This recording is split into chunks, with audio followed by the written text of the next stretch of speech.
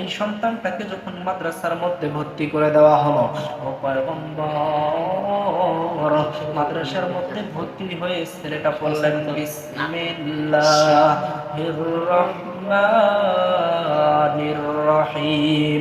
আমি আল্লাহ তাআলার দুইটা নাম সে পড়েছে, আর এই দুইটার নাম পড়ার বদৌলতে আমি আল্লাহ, ও পয়গম্বর তুমি তো জানো আমি আল্লাহ রহমান, আমি আল্লাহ রহিম।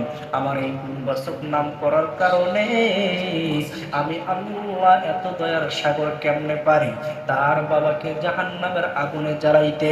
এজন্য আমি আল্লাহ ওই সন্তানকে ওসিলা করে তার বাবার জীবনের গুনাহ মাফ করে দিয়ে আমি আমার ওই বান্দাকে জান্নাতের বেডের মধ্যে শুয়াই দিয়েছি।